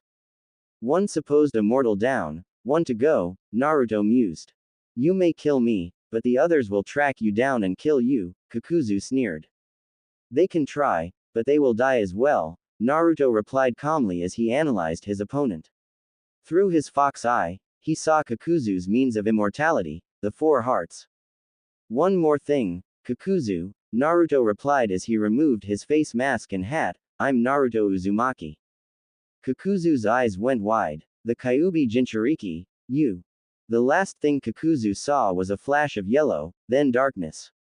End flashback. Asuma was still out cold. I took Hidan and Kazuku's heads and collected their bounties. But before I could recover Chiraku's body, I received 3 more uninvited guests. Ino Yamanaka, Shikamaru Nara and Choji Akamaiki. From the look of things, both Ino and Choji have been promoted to Chunin since my exile, and they assumed that I was the one who had attacked their sensei. Not surprisingly, they attacked me. They've improved since I was banished, Ino especially. Looks like she's been training under Tsunade, as she now has that chakra-powered super strength. Funny. So do I. After several minutes of fighting, the trio tried to catch me in their famed formation, distract me with Akamaiki, then Nara will use his Kajimane to capture me and Yamanaka will incapacitate me with their mind transfer jutsu. Well, actually, I allowed them the first 2, but when Ino tried to use her family's signature jutsu, I gave them a shocker. I broke free from the Kajimane using a jutsu I leaned from General Kazama and performed a substitution with Choji. Ino's mind went into her partner's instead and I punted Choji into Ino's body.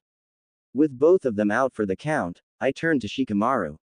He tried the Kajimane again, but this time around, I blasted him with a new technique I developed.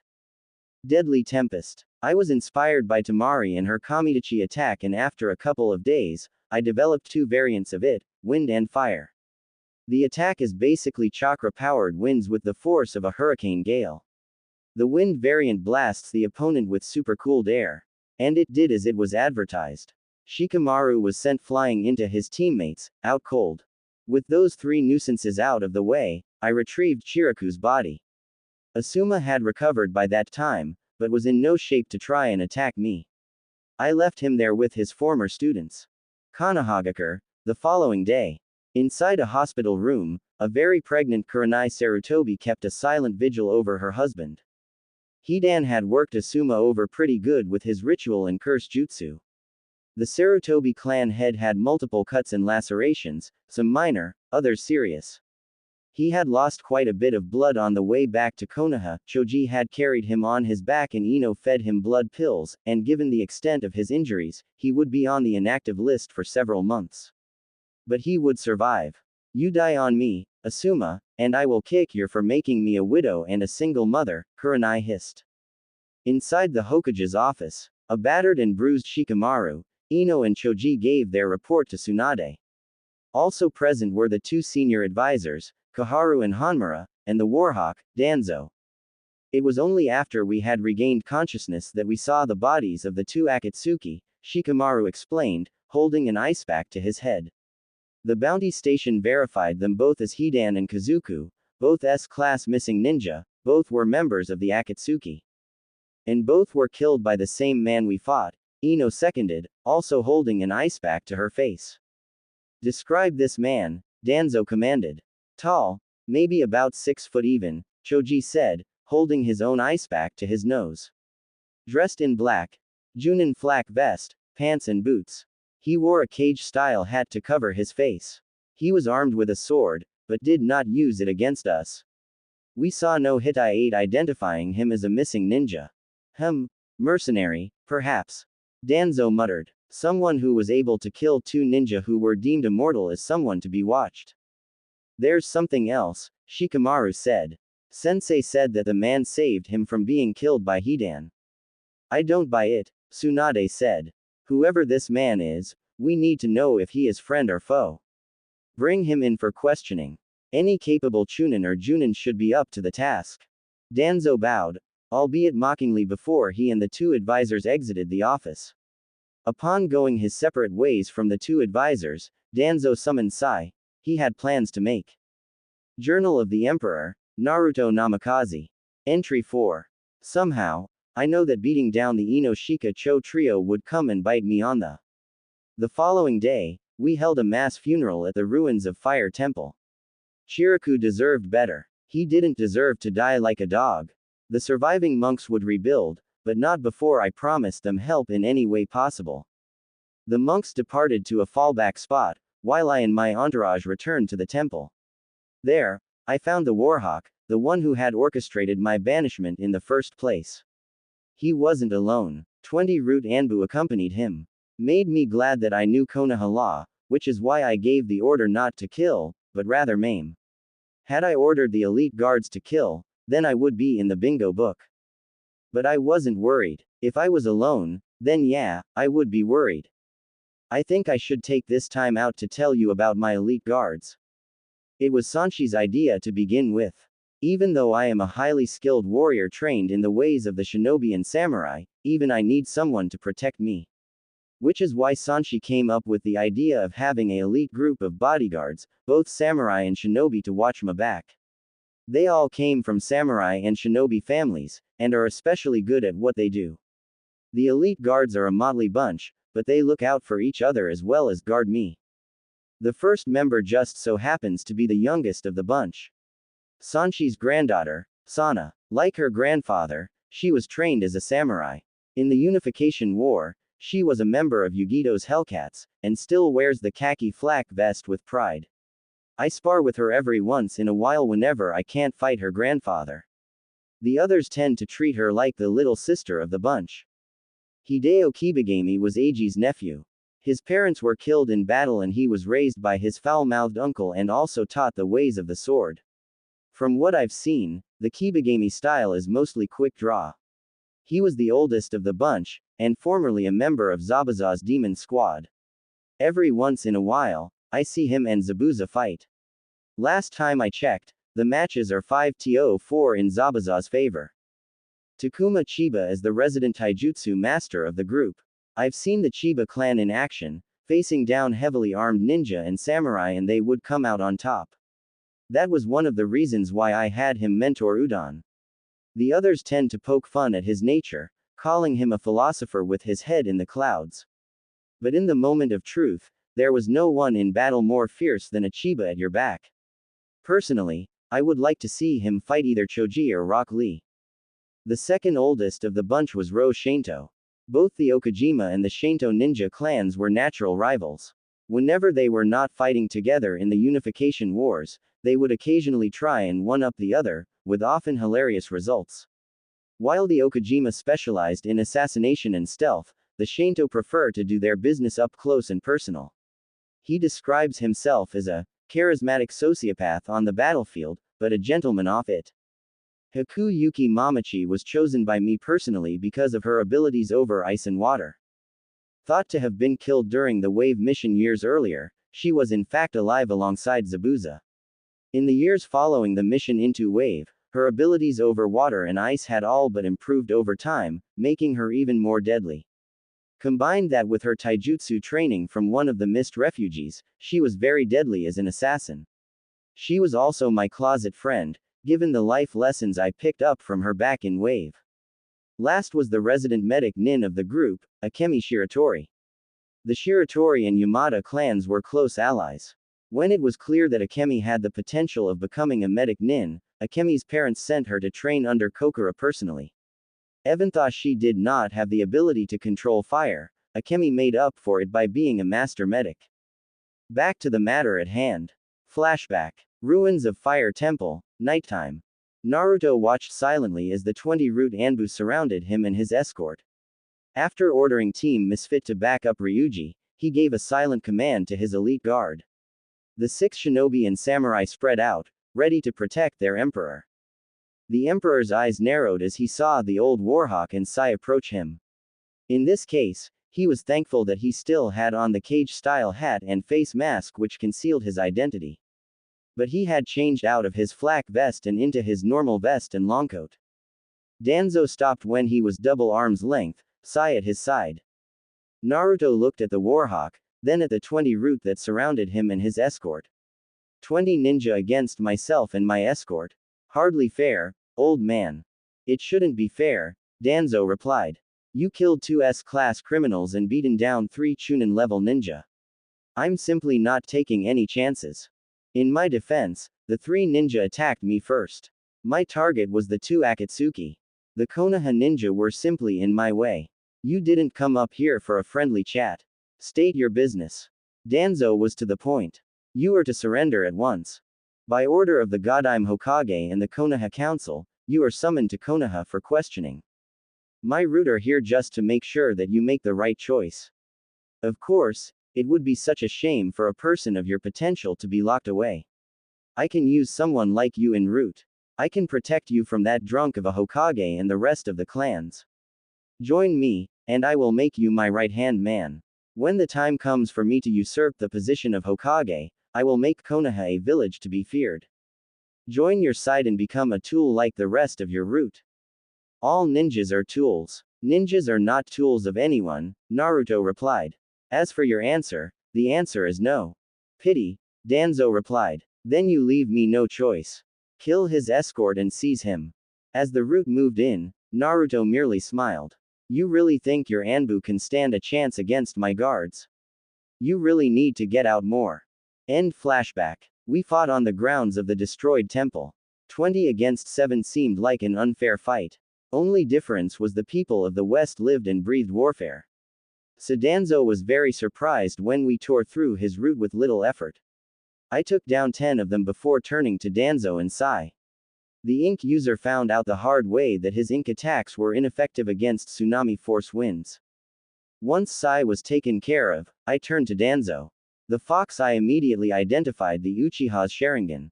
Unlike Hitaki, he had several implanted, one in his left eye and the other in his hidden arm. I gotta thank Katami when I return. The fox eye did as it was advertised. Danzu's Sharingans proved to be ineffective against my own bloodline when he tried to use it against me. That didn't make him any less dangerous. I ended up fighting in a sword fight. The old man was good, I hate to admit. But he was pretty complacent in his superiority. But in the end, his sword was broken in 2, and he was staring down at the pointy end of my blade. I think he was honestly shocked to see that his best ninja were defeated. Killing him would only make things worse, so I spared his life. Danzo soon joined his route in unconsciousness. By the time he and his group recover, I was be long gone. Entry 5. Visited Yukie in Spring Country.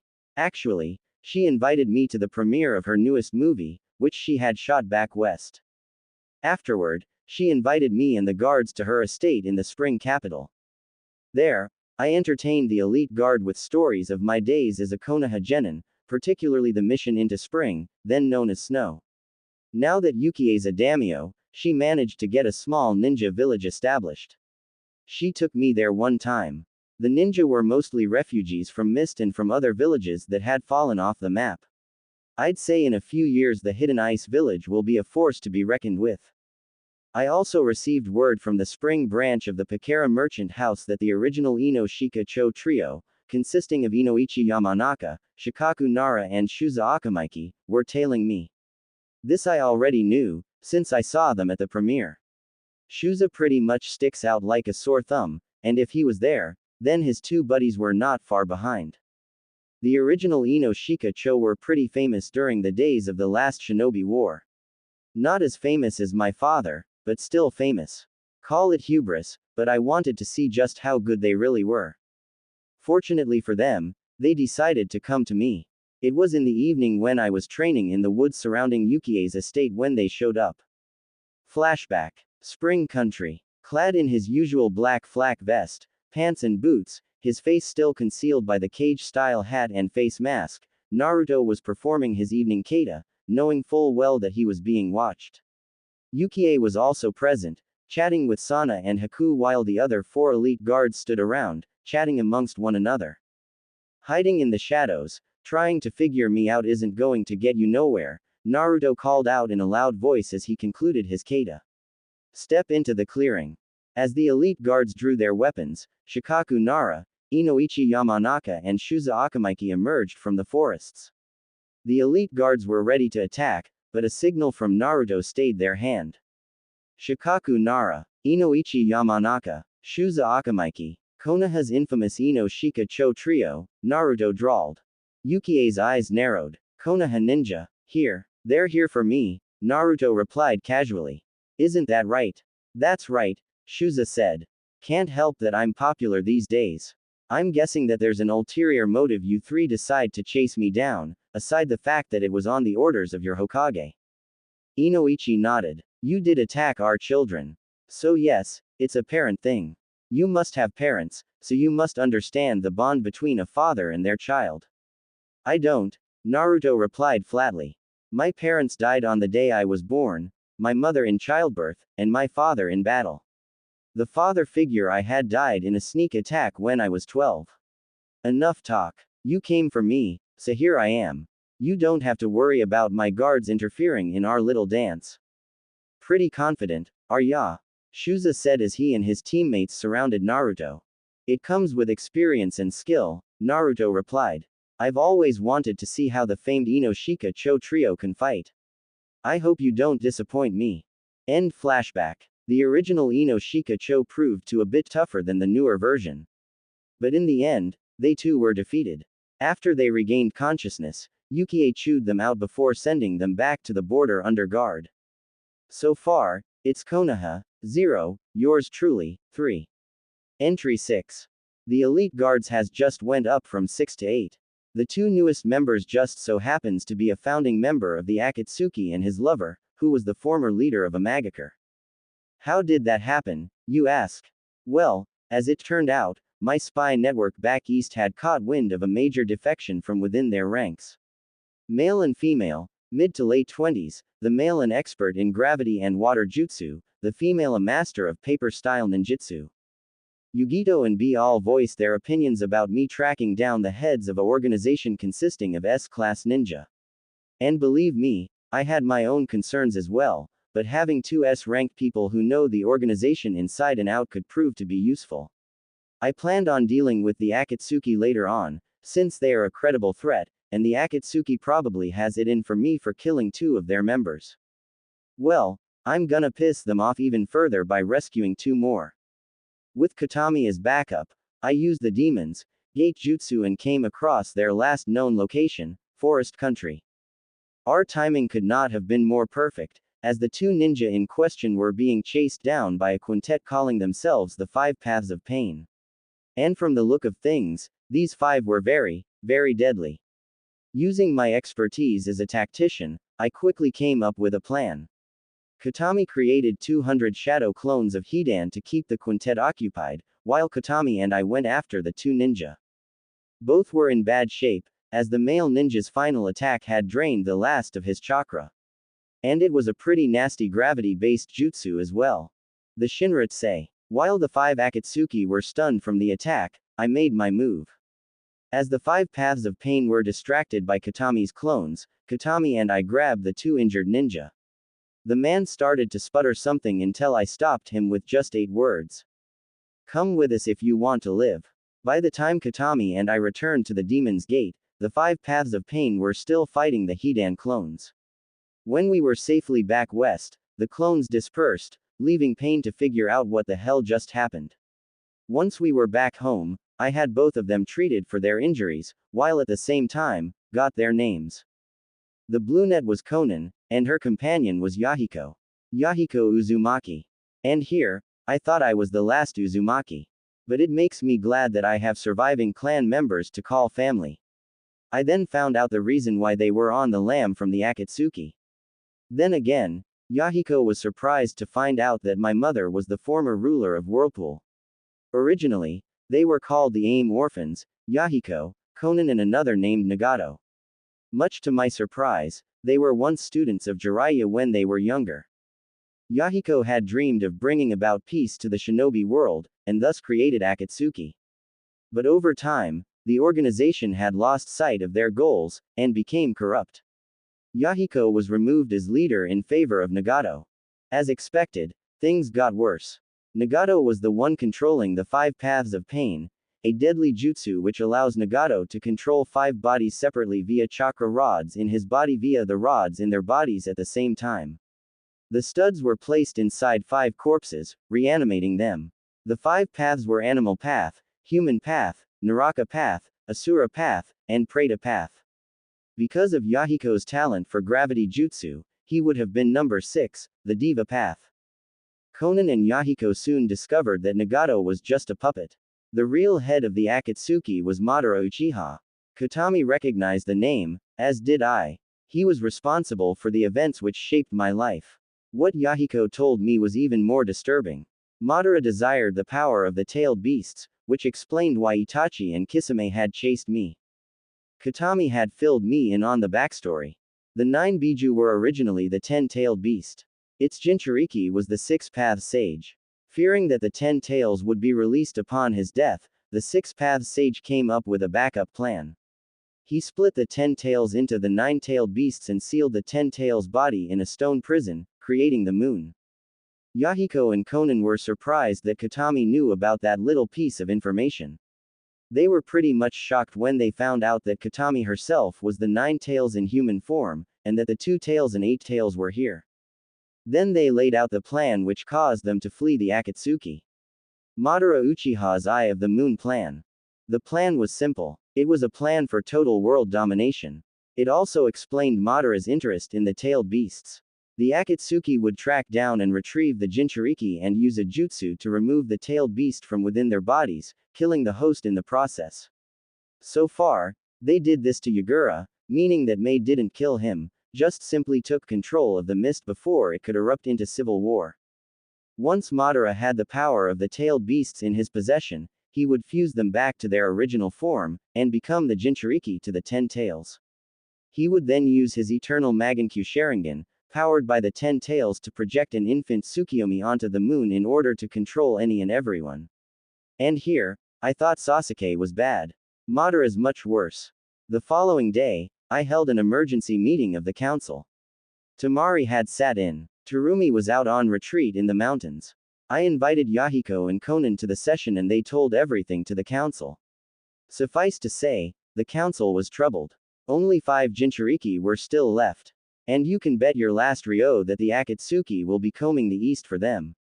Gaara's well guarded for the time being, so the other 4 are the problem. I then proposed a strategy. Using the spy network back east, I find the Jinchuriki and offer them asylum here. The motion was passed. As for Konan and Yahiko, I had them placed on probation until the Akatsuki was destroyed. At least Yahiko and Konan understood the severity of the situation. As they were former members of the Akatsuki, they had to earn their trust.